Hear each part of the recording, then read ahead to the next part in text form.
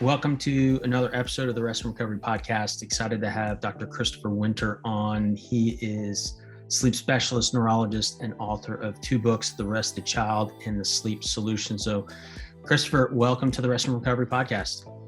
Hey, I appreciate it, Scott. It's great to be here. Yeah, as we were just chatting offline, your recent book, The Rested Child, is one that I've been reading and wish I had about a decade or so ago, but it's great that it is out there and really maybe touch on, why write a book on children and sleep. Yeah, it's a good question, Scott. And like I said, I appreciate being here. I like the name of your podcast too. The idea of rest and recovery, I think is really important. Both of those things, both in terms of just the average individual or the athletes we work with or kids that we work with. I mean, all those things I think are important. So, Okay. I see adults and kids in my clinical practice, and I have since I've started, and I enjoy that. It's interesting to see sleep problems along that spectrum of age and what it looks like when you're young and how it manifests when you get older. Yeah.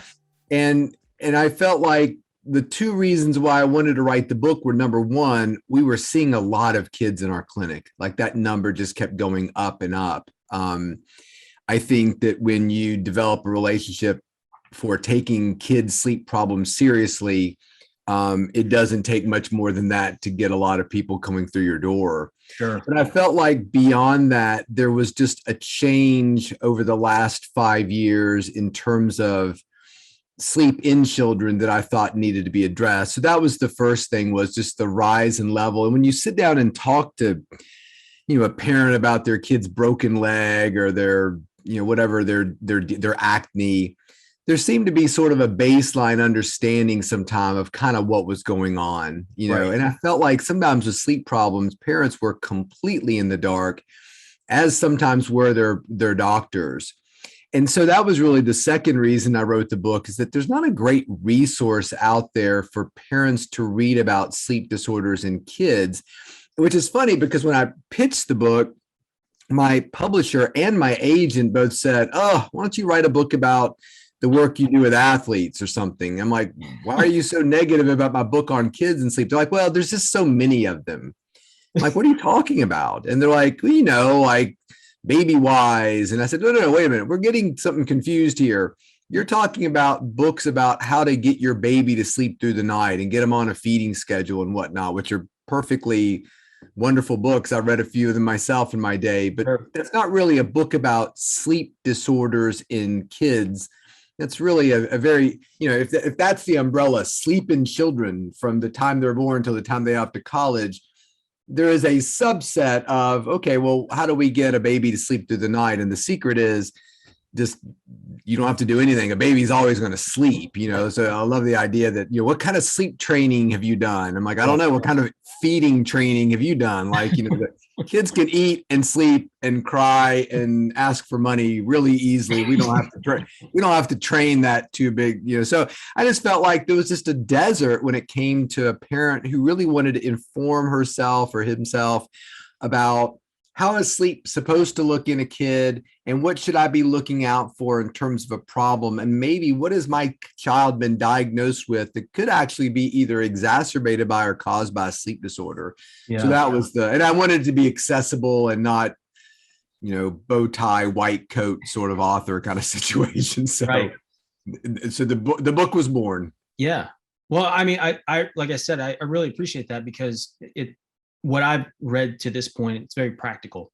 It both, like you said, that last comment on, you want the science to make sure you're getting a quality resource of person who's sharing it, but then also that practical application, right? Without it, some of the ways to kind of really actually fix the problem, not diagnose it, it is important.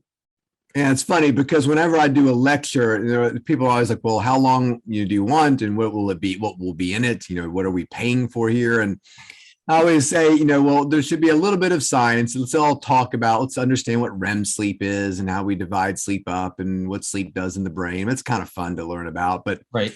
what really should be the majority of any kind of book or lecture should be, okay, well, how do I figure out what's going on with me or my child?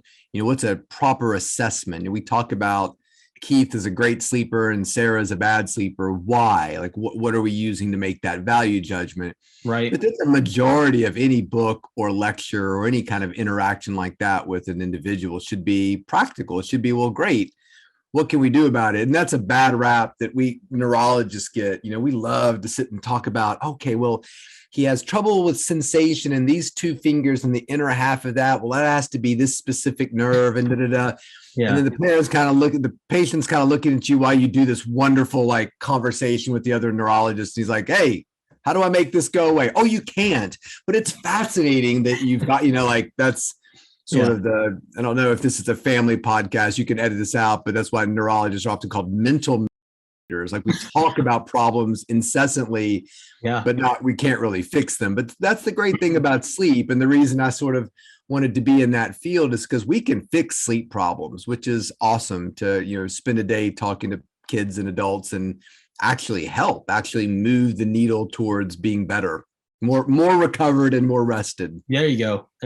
Yeah. So you touched on something I would like for you to expound on is kind of the vocabulary aspect of it. When you're like, oh, Johnny is a good sleeper, Susie's not, kind of, you have to describe the issue, but without maybe labeling it too much, but you kind of touch on that in the book. Can you expound on that? Yeah, I'm sort of fascinated by, as a sleep specialist, I'm fascinated by sleep identity. And in my first book, there was a lot of really interesting research done by others that looked at the way we view ourselves as a sleeper. We are a good sleeper or we are a bad sleeper. And then with the technology that we have and the studies that we can do, we can actually study somebody's sleep and say, good, quality sleep, not very quality sleep. So you create this sort of grid of individuals who are good sleepers who know they are, who are bad sleepers who know they are, who are good sleepers but think they're bad, and bad sleepers that think they're good. Right. And that identity in the research was almost a more powerful predictor of functioning the following day than the way you actually slept. Right. And we get hints of that sometimes. When I was a doctor in the hospital and you'd sit down at a cafeteria and quickly eat your lunch, and maybe a buddy of yours who was a surgeon would sit down and she would say, I got 2 hours of sleep last night on call and I've got 17 surgeries lined up today. And as you're sitting there eating your sandwich, you're thinking, I don't know, Susan, do you think you should be operating on people having only gotten 2 hours of sleep? Oh yeah, I'm good. Honestly. As long as I get at least 30 minutes of sleep on call, I'm good to go for the next day. Yeah. And I guess in the moment, you're kind of like, okay.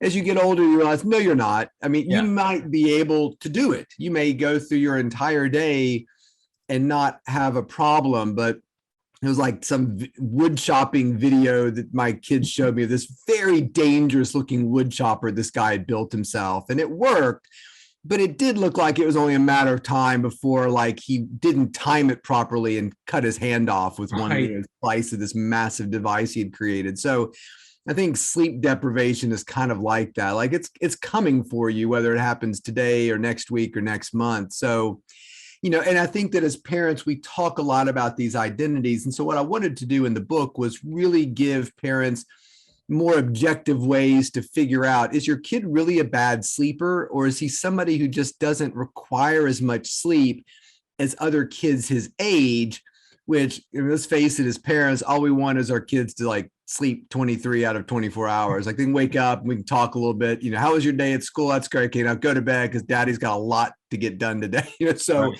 So sometimes the kids who sleep a lot, which can be a sign of pathological sleep, are labeled good sleepers. In fact, I had a woman who said, my son, he's like 15 years old, naps 2 or 3 times a day. Oh, he always wants to sleep. He puts himself to bed and it has ever since he was a kid. And the whole time I'm thinking, I don't know if this is good. Like Yeah. why would you think this is good sleep? It's a lot of sleep, and those things aren't necessarily the same.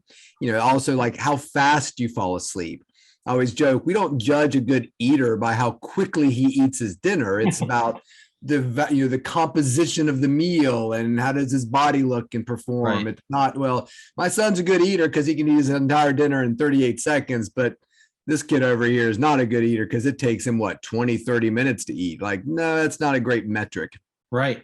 So maybe on that point, so should there be, it's about expectation setting, I guess, more on the parent side than the kid side, because we're the ones fostering the environment at the end of the day. That's right. Accountable for that. So how does a parent foster that environment when it comes to those types of things? Like, what's kind of the better approach than just, getting stress around it? Yeah, I mean, I think it probably starts with at the beginning, like with the baby sleep book. Like, it probably starts with the parent really recognizing that I want my child to sleep their best, and be healthy as it relates to their food, to their sleep, to their exercise. Okay. Rather than, I think we all start off as parents with, I got to get this kid sleeping through the night and taking 3 regular naps every day, or I've somehow failed. So I feel like that's an okay goal to have. But I do think we think about it and get stressed about it a lot. And I think that probably sets an early tone for what are we looking for in our children when it comes to sleep. Right. So I think that might be something that we need to kind of redefine. It is interesting when you look just in general about the media portrayal of sleep. If you went to the store today and got 20 magazines, I bet 18 of them have something related to sleep on the cover. How to get the best sleep of your life, and what it means when he doesn't touch you in the bed, whatever. There's always, a magazine editor one time told me you have to have an article in every issue about sleep because that's what really gets the clicks, like people want to look at that stuff. But what we don't really talk about in any of those headlines are, you're falling asleep a lot and quickly. Could this be a problem? Like, we always focus on the can't sleep, can't stay asleep, wake up, can't get back to bed. We don't focus on, grandpa who every time he sits down in church immediately falls asleep and snores during the procession, So I think that we also have to not only redefine what our goals are for children, but what it means to be healthy in terms of sleep. And I think that right now, healthy is fall asleep fast, never wake up.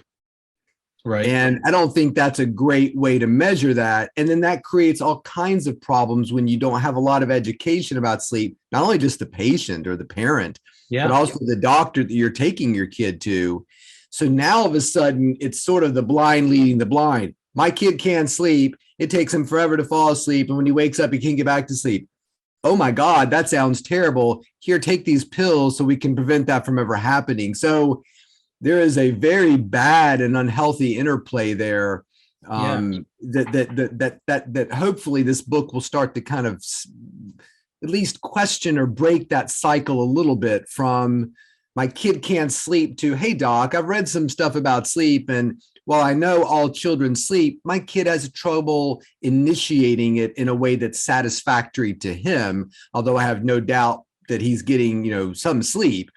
So it just kind of turns the temperature down on the whole situation. Otherwise, we just get Michael Jackson kind of interactions. I can't sleep, drug me.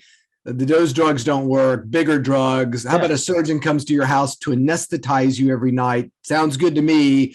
Oh God, we've killed the king of pop. Like, that's an absurd situation, but those things happen just because we don't really know how to step outside of that loop of taking your cue from the panic of the patient because you have no real factual basis. I mean, I think something like a quarter of all doctors have never had any training on sleep, even though it's one of the most common things they see. Yeah. And we do 1/3 of it in our life. So, I mean, it seems. Yeah. I mean, I got a whole lecture on gallstones. You know how many gallstones I've treated in my career? So there's a lot of untreated, unearthed sleep problems that kind of exist out there. And again, hopefully these kinds of podcasts sort of bring that dialogue to the surface. Yeah, and I would agree with that sentiment of it's not talked about in this, because that's kind of how this was birthed, frankly, on my side, is my own personal challenges, trying to find stuff, but then having conversations with friends and bringing it up, like it was like 8 out of 10 of them were like, "Oh yeah, me too," and you're like, why are we just thinking this? Wow. Okay, like, and I've had conversations since where like, I'm fine on 6. Meanwhile, individuals have like high blood pressure, they're arthritic, which can relate to inflammation, right? And all those other things. And not to go down that rabbit hole completely, but it's just like we have this cultural thing that mediocre sleep is okay, and we can break those boundaries at any point. Yeah, and I think that's a really good point, especially as kids go to adults. And these are the kinds of messages we can plant in their little brains as kids. And that's really the balancing act of a parent is, I need my kid to leave this house one day valuing sleep and seeing its importance, but I don't want them on this side of the spectrum where they're stressed out about it. Like if they get in bed and it takes them 30 minutes to fall asleep and they're still awake, I need them to think of that as being sort of par for the course. That's a normal situation. It's like not finishing a sandwich at lunch, big deal. Right. So that's a difficult place to be, where you're like, oh, don't worry about it. It's not that big of a deal. As long as you get 3 hours, you're fine, versus your kid's terrified about it. It needs to be like, teeth brushing is important, but if you forgot Tuesday to brush your teeth for some reason, it's not the end of the world, as long as that's the exception, you know? Yeah. And you're right. So because there's no great sources of information, either from our doctor or they're going to be pushed out in the media, we do get our information from one another. Well, Carl down the street says he's fine getting 6 hours, so I guess I am too. And when a doctor's not asking about sleep, and this is one of the always things I talk to pediatricians and primary care doctors, you got to ask. Right. If you're waiting for the parent or the patient to bring it up, it's probably not going to happen. Plus, I think we as doctors just give off tones that we're super busy. And I guess we are. I mean, everybody's busy, but you know, pediatricians got to see 40 kids a day just to keep the lights on in the office. So they're not going to be real excited to say, hey, mom, how are your kids sleeping? Because that's going to be another 20 minutes added on to the visit that's already happened. And they got to do the school physicals and everything else. So you kind of have to be a little pushy about it, or just go see a sleep specialist who can sit down and just focus on that problem, you know. And that's what we always tell pediatricians. You don't have to be a sleep expert, because God knows you don't want me delivering a baby. Right. I don't know how to do that. Like, it's not my forte. So I'll let you handle that, and the hand, foot, mouth disease and the pediatric asthma. I don't want anything to do with that. But if you're, you know, struggling in terms of time, don't be dismissive. Just say, hey, look, I don't want to be dismissive of your concerns, but I don't have the time or the expertise to deal with them. I'll send you to Susan down the street, who's a fantastic sleep doctor. Yeah. And that way everybody gets what they want. So that makes me think of kind of that front end process, that assessment, whether you're a pediatrician or a mom or dad trying to assess your child. So what does that look like to really discern kind of what we're saying, these absolutes, like we're saying, and adding stress? Is it just a couple nights here and there, or is there a consistent trend that Johnny or Susie are having major issues? Absolutely. And I think it's the latter. You know, I think that one of my sayings that I don't know if it's a good one, I like it, but I don't know if people get it, is sleep's the most important thing in the world outside of bacon and sex. However, tonight's sleep's irrelevant.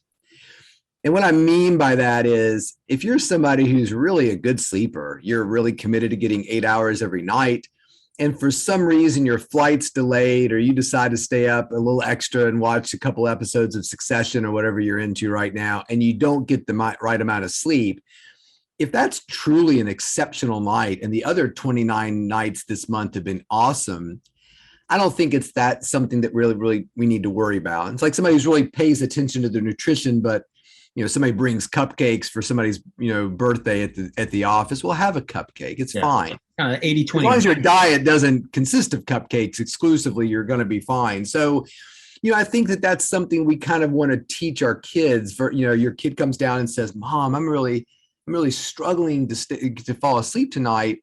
We recognize that, hey, I'm sorry to hear that that's happening, but that's going to happen from time to time. And what I like to do when that happens is I like just to turn on my light and read my book. And I know you've got some new comic books your grandparents sent you. Why don't you go up there and just read those until you're ready? And if not, I'll just come get you when it's time to go to school. I told my kid that one time, implying that he might just read comic books from 11 p.m. until 6 a.m.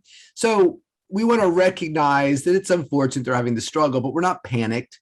Right. And we're not really judging that as being something outside of the norm. Now, if your kid says 6 out of 7 days, they're awake for 3 or 4 hours at night before they go to bed, I think that deserves some more attention, understanding that one of the biggest issues we face when it comes to sleep, both from ourselves and our kids, is that our recollection and our ability to accurately report sleep is not great. Yeah. So and it's not about a kid lying. It's really about a kid having a perception that they were up all night. Right. It took me until 6 o'clock in the morning, Mom, to fall asleep. And you're thinking, well, that's weird because I looked in on you at midnight and you were asleep and your light was out. But so to me, that's a problem in and of itself, right, even if it isn't what the kid thinks it is. So a lot of times we as parents are a little bit handicapped in our ability to deal with the situation, as is a doctor, because there's so much is built upon the reporting of the patient. Right. And that's where technology, the Oura Ring or the watch, can really make a great difference with an individual, because even in kids, you didn't think you slept, but your device said, oh, it says you slept 7 hours and 7 minutes last night. Yeah. Or even 5 hours and 43 minutes, which isn't great. But we're not dealing with somebody who can't sleep. And now the child thinks, oh, well, that's really weird because I could have sworn I was just awake until 6. So now we start to alter the problem from I can't sleep to I'm not satisfied with my sleep, or maybe I'm not getting quite the amount that I would like to get, which is a big change in terms of dealing with somebody's sleep issues. Yeah. And ultimately what we were talking about is that stress piece too. Is you have this cognitive stress, and you can go down a whole nother rabbit hole with that and how that affects your body, but ultimately it's preventing the quality of sleep that everyone's 100%. And that's why, the people who come to see me in my clinic are really interesting, motivated, successful people. They've got that type A, detail-oriented, knowledge-based. If I don't know the answer, I'm going to figure out the answer. I'll solve it myself. I change my own oil in my car kind of people.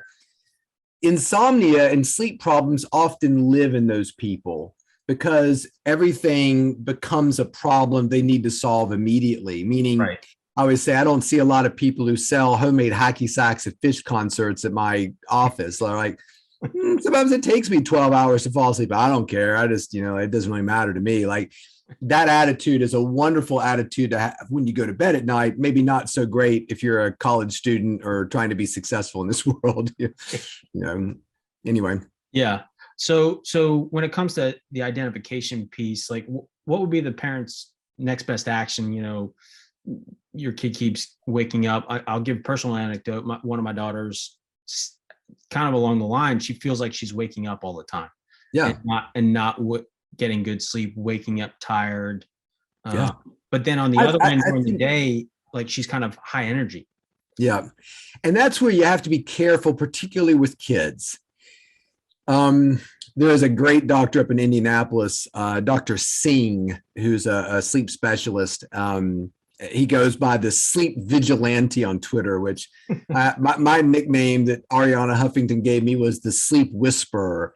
I'm like, God damn it, I want the Sleep Vigilante. I want, overlord of the known sleep universe. The Sleep Whisperer, man, nobody calls me that. It sounds a little strange, but anyway, so he's the Sleep Vigilante. And he always says, kids are like new cars.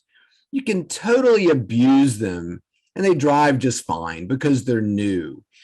And that's where you have to be careful because, number one, kids hide sleep problems better than squirrels hide nuts. You know what I mean? They're just so good at it. And number two, a lot of times one of their methods for sort of obscuring or covering up the sleep problem is busyness. Mm-hmm. And it's almost like their brain kind of figures out, oh, wait, if we sit quietly and read Catcher in the Rye, we're going to fall asleep. But if we're running around, president of everything, playing field hockey, I'll actually read my Catcher in the Rye as I'm practicing my field hockey out back. Like Right. as a parent, you're like, God damn, that kid's killing it. Like they're on fire. They could be president of the United States one day because they're just so active and engaged. And a lot of times that's the brain trying to figure out a way to kind of maintain its functioning because it can't sit still. And one of the compensate. yeah, absolutely. Eating's another one. So weight issues in kids can be a little sign that a kid's eating to stay awake, not eating because he's hungry. And it's really interesting to see on the other side of a diagnosis when a parent does bring the child in. And I will say about your daughter, I think it's always a red flag if a kid says, I struggle to stay asleep, especially if they say, oh, I fall asleep just fine. I just can't stay asleep. Because I think that always begs the question, why? Yeah. What is waking them up? So I think that's always something that probably needs to be looked into a little bit. But, it's interesting when you look at kids come out the other side. I've had parents tell me, one time I diagnosed a younger woman with narcolepsy, college student, and the mother came with me to the follow-up visit, came with her to the follow-up visit. And she said, when my daughter came home and said I had narcolepsy, I looked it up. I was like, this is insane. She is the least sleepy person I know. And then she said, and then it kind of dawned on me that she's incredibly sleepy when she lets herself sit still, like opening presents on Christmas as we rotated all the family members. Daughter opens a present, other brother, dad, mom, back to daughter. She'd be asleep. Oh, wow. On Christmas. Like, I mean, what kid falls asleep on Christmas? Because it's like, oh, hurry up. And it's just a sweater. Good God, who cares about it? Go on, Dad, open yours next because I want to see what this big present is. Like, and she was falling asleep during all that stuff. And the mother even said, she's incredibly sleepy or she's incredibly awake. My daughter has nothing in the middle, which I thought was such an interesting comment that she made. Yeah. Like I'm going 90 miles an hour or I'm parked in the garage. There is no cruising down a city street at 25. Like that doesn't exist with my daughter. Right. And so I think kids can do that. But what you often see is when these disorders get missed as they move into high school, college and beyond, there's often a breaking point or a collapse. And it's usually extremely dramatic. I occasionally have had parents over the years say, we hear what your diagnosis is for our son or daughter, but we're not going to treat it right now. I'm like, that's fine. That's your choice to make. I said, but I do want you to pay attention as he goes off to college X, because if he suddenly starts to fail out of school, because he's making straight A's now, but if suddenly you're he's had a bad exam and a couple of bad grades, we need to talk because when they start to collapse, it is fast. Yeah. I mean, from dean's list to taking some time off of college can happen in a matter of months. Wow. I mean, it makes sense because you've got that built up, I'll call it sleep debt. Over a decade and a half, or whatever it is, just built up and it just mentally. I mean, I feel it. I mean, I'm 48 years old. The situations that we were in when I was in residency as a neurologist in the hospital, I think pediatricians and neurologists are probably the two busiest people in the hospital. Yeah. And I was doing that back in the time when they allowed you to be on call every other night. That's been outlawed just because of the danger of it. Well, that's good. We did it. Yeah. But looking back, if somebody said, Chris, we screwed up. You still have one more year of residency you have to do. So we need you to drop everything and go back into the hospital and be on call every other night. I don't know that I have the capacity to do that like I did when I was in my 20s anymore. Yeah. So I am still, I think most people would say, oh God, Chris is a very energetic person, but that ability to kind of absorb that kind of punishment, I think leaves us, and hopefully it's leaving us as we're moving out of the bad shift work you're as a nurse to being on just days or being a supervisor. Like, hopefully your life leads you out of those terrible situations, but it doesn't for everyone. Yeah. And even for the people who it does, they may be driving an Uber at night to pay their mortgage or something like that. So, these are just very tough things for people to deal with. And we know they're extremely unhealthy. Yeah. And I think too, the benefit of at least my observation in the last couple of years is that there are some better in between managements. Like we've been talking a lot of the either ors on all of this, that if you do have those lifestyles, you do shift work, your first responders, there's methods, now there's apps that can help kind of mitigate the negative aspects of that stuff. And that's kind of where we are. I mean, I like that way of thinking. I am definitely not an absolutist. So to me, everything is on some sort of spectrum. And I think we do get into trouble where we're like, this is my situation as an attending trauma surgeon. A buddy of mine who I went to medical school, she's a trauma surgeon. She read my first book and said, I feel like I must be killing myself. Like, what can I do? Retire? And I'm like, well, no, I mean, not that that wouldn't help, but I think there are some steps we can do. To me, it's like somebody who's smoking 3 packs a day. Yes, I would love for you to quit, but that might not be possible for you right now. I'll definitely take a pack a day over 3 packs a day for right now until we can figure out what the next move is. I mean, it's sort of like, I always think doctors make a mistake telling a patient, hey, look, you need to weigh, 100 pounds less than you do right now. That might very well be the case, but to me, that's defeated before I even start, because I can't lose 100 pounds, but I can maybe lose 5 pounds by Christmas. Well, great. Let's start with 5, figure out what works. How did that work out? Good job losing 5 pounds. I'm really proud of you. Let's see if we can't lose another 5 by Easter, kind of thing. And so to me, moving the needle in a healthy direction, especially from a population perspective, we could everybody out there sleeping 15 more minutes, it would be dramatically life-changing for all of us in terms of, healthcare costs and work mistakes and productivity. It's kind of like the teams that I work with. I'm always telling the athletes, can we find 15 more minutes of rest or sleep during the day? Can I convince you that every day you go find a quiet place and meditate for 15 minutes? And if you fall asleep, great. Yeah.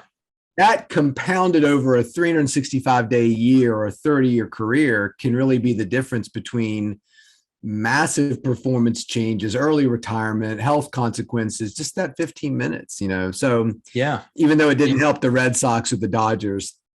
So anyway, anybody but the Astros, I guess. Yeah. But you mentioned a good point on the rest word, because so this is the rest recovery, but your book is called The Rested Child, not the sleeping child. And so maybe delineate the two and that there's value in the rest part. Absolutely. So it's interesting you picked up on that. So yeah, I had a lot of titles for this book and kind of kept coming back to the rested child, or at one point it was arrested development. Although people said that would be confusing if you just heard it. But I kind of envisioned the rest being in red and the other words being in yellow. But to me, it really was a statement about the fact that we really put too much emphasis, and this is from a sleep specialist who's been doing this for 30 years, maybe a little bit too much emphasis on sleep or unconsciousness, meaning that, how many people tell you, I get in bed and I can't fall asleep and it frustrates me, so I get up and do something. Or there's that piece of wisdom that I really don't like, which is if you get in bed and you're still awake 15 minutes later, get up and go do something else until you get sleepy, which is fine. But what if somebody says, but I'm so comfortable in bed and I'm relaxed and I'm kind of meditating and saying some prayers about people that are important to me, or I'm planning out a vacation for my father who I've never really, taken on a trip before. And so it's fun to do the logistics in my mind, or think about a celebrity crush. So saying, be in bed for 15 minutes. If you can't fall asleep, get out, sort of implies that being in bed and resting is worthless. So we give that sort of message to people. We give it to kids all the time. And I think being in bed with your eyes closed, meditating, or even reading a real book with a little quiet, reading light is really positive. And there's research that says it's actually restorative to people. And if you're really good at meditating and kind of finding that deeper state of consciousness, even if you are technically awake, it's wildly helpful for people. So I really wanted to kind of impress upon that. So when you have nap time for your 3 children, maybe instead of calling it nap time, you call it rest time. Hey guys, it's rest time. Mommy needs a little break from you guys, and I want y'all to go to your rooms. You've got your Junie B. Jones books, you've got your Matchbox cards, you've got your art materials, or you can stretch out in bed and close your eyes if you do. Mommy doesn't care, and Daddy doesn't care either. We just want to have time for us to rest and have some quiet time. Right. And then in 30 minutes or an hour, we're going to come back together and we're going to do some finger painting. It's going to be great. Like whatever you want to do. But that message that you're going to go to your room and have some time by yourself in a peaceful, secure, hopefully, optimistic environment. The option of sleeping is not a necessity. Yeah. If you feel like you want to, or you thought you weren't sleepy, but as you read your book, you nodded off, great. I'll wake you up in an hour. But don't feel compelled to have to do it to satisfy something. Your body's going to be very happy just to have that rest period. I mean, I remember in kindergarten, we had to bring little mats. Nap time. I remember thinking I never fell asleep, I don't think. And we weren't allowed to really move. Like they were like sleep or you're not going to have recess or something like that. I mean, I kind of remember being under a tremendous pressure to sleep. And so you'd sit there and you kind of look around at your friends. And, if you were lucky, you and Frank would look at each other. You arrange your mats, you kind of look at each other like, how much more time do we have until we can go out there and play? Chris, what are you doing? Nothing. You pretend like you're asleep. Like, what a terrible way to start off your relationship with napping and sleeping. Yeah. All these negative connotations to them. Yeah, absolutely. Yeah, really bad. So rest is good. So when it comes to some of the culprits, like other than the words we use, which clearly carry a significant amount of weight, are there other things to be cognizant of, at least from a parenting standpoint, to be cognizant of? Yeah. I think the other big thing to be cognizant of is the massive variability, which is genetic in its basis. So you look to you and your partner in terms of sleep need in kids. And I put some charts in the book, but you can look them up without buying the book. If you go to the National Sleep Foundation and go into like a Google image search, National Sleep Foundation sleep need chart. It'll give you a chart that starts with birth all the way up to senior citizen discount at the Wood Grill Buffet about how much sleep that average age group needs. And then on the top and bottom is sort of the tail of that bell curve. Mm-hmm. It's very unusual, but there are people even in these categories too. And pay attention to the first 2 categories, like newborn and toddler. Look at the maximum that you could see and the minimum. It's a difference of 8 hours. And I think that's tough. That's yeah, I mean, it's kind of like when you're leaving, hey, get your kid on a schedule, buy your baby sleep book, but just keep in mind that it could be off by 8 hours. Well, 8 hours is my night of sleep. Yeah, that's not a margin of error. That's a massive margin. That's right. So anyway, I think that's a really important thing for parents to understand. So, Godspeed to Blake Lively and Ryan Reynolds if they ever write a parenting book, because I'm sure it would sell 1 million copies, and they may have great success getting their children to sleep. Just realize that those are the children of 2 individuals who have a very unique genetic makeup that could be very different from yours. So it's a great place to start. Well, this is what Blake and Ryan recommend, and we're going to try it. And if it works for your kid, awesome. If it doesn't, the first thing to do is to step back and say, well, was this an appropriate expectation for our child? And that's where, observations and sort of parents' instincts can really be helpful. And that doesn't really change as we become adults. We all talk about getting 8 hours, or you're going to have dementia by Memorial Day. Right. No, it's 8 hours if 8 hours is what you need, keeping in mind that 8 hours is probably the top of that bell curve. So there's a lot of people that 8 hours would work for, but there's also a lot of people that 7 or 9 would be better for. So always trying to understand that we in Western medicine are really good at talking about averages. The average person has 1 gallbladder on the back of their liver. Right. I'm guessing there's somebody out there who was born with no gallbladder or has 4 of them. They're unusual, but we always want to treat the individual, but be guided by the information of the average. And I think sometimes we kind of miss that.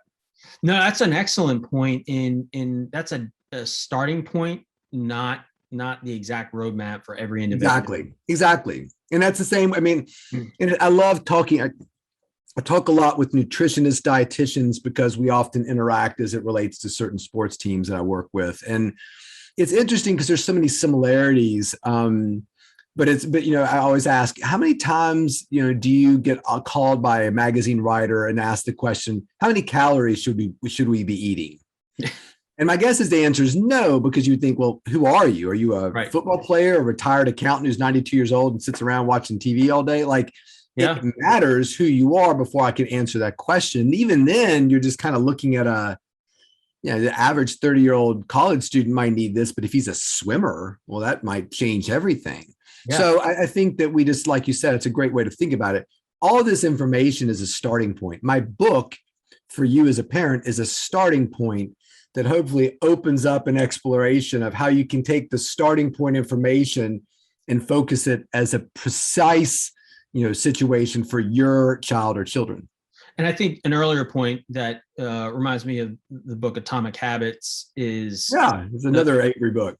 It's redefining what success looks like.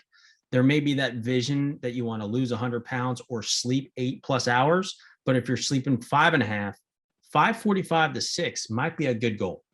Yeah, absolutely. And then feel better and build that momentum, because it's about longevity and lifestyle, I think.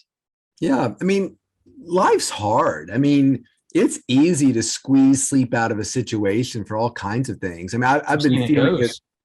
Yeah. I mean, I've been feeling it lately personally, just because we finally transitioned from a paper chart in our office, which I said I would never do because I really like it, because I feel like it fosters a relationship with the patient, to an electronic medical record. Okay. So for the past so this is day 3 of that transition, and it's fine. But it's a lot of work. And so at the end of the day, I'm kind of like, this is the first time I've kind of sat down and had any chance to do anything, just kind of relaxing or for myself. And so I'm kind of like, I think I will watch an episode of Succession, because I just want to tune it out. But it's 11:45, and this is not going to put me in bed until 12:45. And so we all kind of struggle with that. Sleep's an easy target. Well, this will just be an exception tonight, and for the other days. And that's where a lot of times, technology can really be helpful in terms of helping a person be honest with themselves. But I like that idea of the atomic habit, because it also recognizes the fact that your feeling is valid. Your feeling of wanting to stay awake is valid. And yes, it might be better for you to go to sleep, but there's other things in our life that create happiness and fulfillment. And we need to figure out ways where we can try to balance all of those things and not create any one of those things as being an absolute. Yeah, absolutely.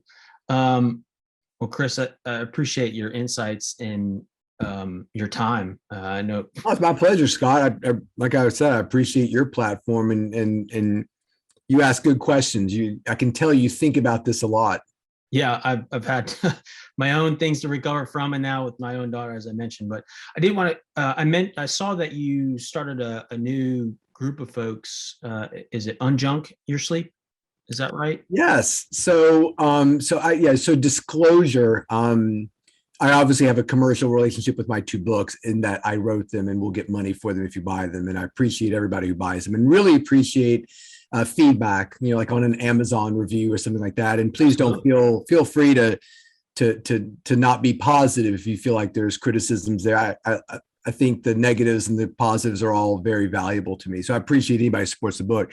I'm also employed by sleep.com, which basically is a subsidiary of the company Mattress Firm. So Mattress Firm actually owns the name sleep.com. Okay. So it's its own entity. So my job is not to sell you a mattress. My job is to provide sleep.com with really good sleep information. So when somebody says, hey, I'm really interested in restless leg syndrome or narcolepsy, and your book was great, but I want even more information about it, I think that's a great place to get very scientifically vetted information in hopefully a relatively entertaining way. So that's sleep.com. Mattress Firm has come up with this sort of slogan of unjunk your sleep, which I love, which is sort of kind of building along the lines of junk food. If somebody says I'm eating a lot, that's great. So at least we've gotten you out of the starvation threat.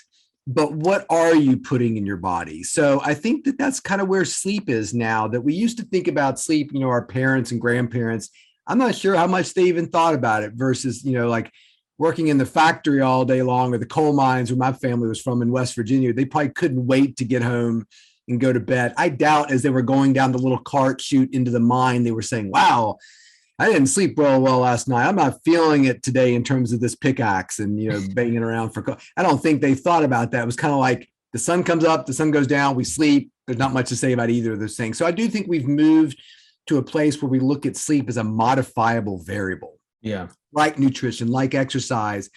And so I think that we've kind of gone from the idea that sleep to you got to get some sleep to now maybe a more modern way of thinking about it is not all sleep is created equal.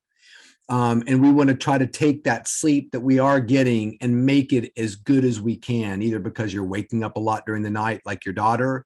So instead of the doctor saying, well, we sometimes wake up during the night, pat her on the head and be gone, like we don't accept that anymore. Right. Like we want to maximize the sleep of everyone. And so I like that tagline, and sure, buying a better mattress can be a big part of that. Sure. But, I can tell you from behind the curtain, the real goal of sleep.com and of Mattress Firm is just to get people better educated about sleep. And I'm sure in their metric, when you get better educated about it, you actually come back to purchase things like a mattress. But they honestly don't care. They just want people to get good information about sleep. In fact, they get really excited when they can provide information and somebody walks out of the store and buys nothing. So yeah, it's a really great group to be a part of. They're really in it to win it. That's encouraging. Yeah, I think there's some really great momentum on the topic, and it sounds like some big organizations are getting behind it. So I think so too. We're getting at it because my professional career started out in the .com, and that was the 180, right? It was Mountain Dews and potato chips and 2 a.m. cooler talk. We're kind of getting away from that. Not that you don't do that, but there was that third leg in the stool missing of rest and recovery. Yep. Where it was work hard, play hard, but you didn't rest hard. Recover hard. Yeah. And that's where, that's sort of the role that I have with these athletic organizations, is that we just used to let our players go home at the end of the game or the end of practice, and then we saw them again the next morning. And we were very intense about everything they did while they were with us. But then they were kind of like on their own when they went home. We didn't know what they were doing, sleeping, staying up or whatnot. And so I think they came to the conclusion that's crazy from a recovery perspective and a performance perspective, that we're not paying attention to a third of their lives and making sure that's as good as it can be. So it's fun to be involved with all kinds of people and help them kind of raise the level of their rest and performance, which is exactly what you're doing. Yeah. Yeah. So I like to close things out with three questions. So, oh, good. I love it. What are you reading right now? What am I reading right now? I'm actually rereading. Well, I just reread Dune, and my daughter and I went to see that. It was terrific. I keep hearing positive things about the movie. Yeah, especially if you're even a casual fan, and you can still like the David Lynch version and like the new version too, for sure. But I'm rereading a book called At Day's Close. It's written by a guy named Roger Eckertz. He's a professor at Virginia Tech. And I've read the book once before, and it's a fascinating book in terms of historical natures of sleep, how we used to sleep in times of antiquity. Yeah. And I'm rereading it because when I read it the first time, it probably took me a year, because I would read a couple pages and just have to stop, because either I was like, I got to write this down because that would be an amazing quotation for this presentation I sometimes do on insomnia. Yeah. Or I just got to think about this. And he's this professor at Virginia Tech, and a really cool guy if you ever have a chance to hear him lecture. So that's what I'm rereading right now. Okay. And it's so good. It's better the second time. That sounds awesome. So what are you listening to right now, be it a music or podcast? What I'm listening to right now musically is an artist. His name is Shaky Graves. Shaky Graves? Shaky Graves. And he is outstanding. And if you're listening, I'll give you a few songs. You may know the song House is Haunted. I think it's Haunted House, or The House is Haunted. Can't remember exactly what it is, but there's Let's see if I can find real quick. So the songs I really like that he does, here we go. Built to Roam, which is an amazing song. If you can catch him singing it live, it's great. Family and Genus. Dearly Departed is probably his biggest hit. You may have heard that. That was the Haunted House song. And then Mansion Door. Okay. So get your Spotify or Apple iTunes, Mansion Door, Dearly Departed, Family and Genus, Built to Roam by Shaky Grays. And if you can catch him on tour, his performance is transformative. And I'll tell you a funny story. I actually saw him perform out in LA. It was actually for another reason, was kind of lingering backstage to talk to somebody else. And Brad Pitt showed up. So I think that he's not going to be a secret artist for very long. I think he's got a very big kind of cult following. So that's what I'm listening to right now. Cool. All right. Last one. What is your go-to rest and recovery method? Go-to rest and recovery method. To me, so there is a device called Muse, M-U-S-E. Yeah. Which is a biofeedback device. So there's all kinds of interesting meditation apps out there, Calm, Headspace. They're all kind of one direction. They give you the instructions, you do it, but it's not really giving you a lot of feedback about what you're doing. So Muse is a headband that you put on that as you meditate, it's measuring what your brain is doing, and it feeds that information back to you in the form of some kind of sound like rain. So when you put the device on and you sit down to meditate with it, in fact, mine is charging. It's right here. So this is the newer Muse. The older one works just fine as too. So you put it on, and as I meditate, it will actually change the volume and the intensity of the sound of the rain that I'm hearing, so I can control the intensity in real time. When my session's over, it gives me a little printout of what my brain did. So it's actually helps you train yourself to calm your mind down quickly, which is wonderful if you are somebody who likes to meditate. But when you go to bed at night, one of the biggest complaints people tell me is I can't shut my mind off. Yeah. And it's a very helpless situation to be in. This device is awesome because it's actually training you on how to do that. So you can either close your mind or settle your mind down more quickly and fall asleep. Or even if you don't, if you can be in that deeper meditative state as you're waiting to fall asleep, there's a big recovery aspect to that as well too. And I've been using this for years. My kids actually, I brought it home one time from a team that I was working with. They had some extras and gave me one. I thought this could be really helpful for people who struggle to fall asleep at night. And I never messed with it, but my kids found it because they're like, what did you bring us from going to see that team? I brought them nothing. I'm like, here's a headband. It's a video game. And so they figured it out. And it was great to watch like an 8-year-old and a 10-year-old compete to see who could be the quietest. And so you get a score. So it does turn like it into this kind of weird brain, relaxation video game. And it's interesting because my older son over the years kept using it, and he's a swimmer. He actually swims at Navy, and he would use it before swim meets. He just put it on and sit there in the crowd, and parents are screaming things their kids could never hear underwater. But he would use it just to kind of focus right before the meet, which I always thought was interesting. But it's a fun tool. If you buy one, the whole family can use it. Okay. And it's really interesting to see not only who's good at it and who's not so great at it, but I don't think I've ever given it to somebody and them not immediately start to improve.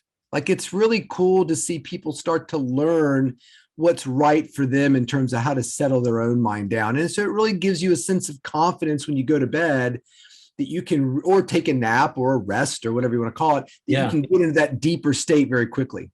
Well, that really is great underpinning to some of the comments you've talked about around things being arranged and being able to personalize and understand yourself better to know what does work for you. Yeah, absolutely. I think that most people, and I'm not sure how Muse would feel about this, but most people, after you've used it for a while, it's kind of, to me, almost like meditation training wheels. Yeah. And I'm sure there's people who like to get that feedback every time, but I'm really good at it now. And so when I go to bed, I know exactly what I need to do to sort of shut it down and get into that deeper state, because it's trained me over the years, even though I still pull it out and use it all the time, just because I like to see the data and whatnot and practice different things. Like if I do different breathing exercises, is it even better than what I've typically used to doing? So it's a really cool thing to play around with. Awesome. Well, Chris, again, thank you so much for the time, your expertise. Hey, my pleasure. You bet. Enjoyed the book. So far, I'm about halfway through. So thank you. The ending is, you'll never see the ending coming. Arrested night sleep. That's right. All right, Chris. Thanks a lot. Take care.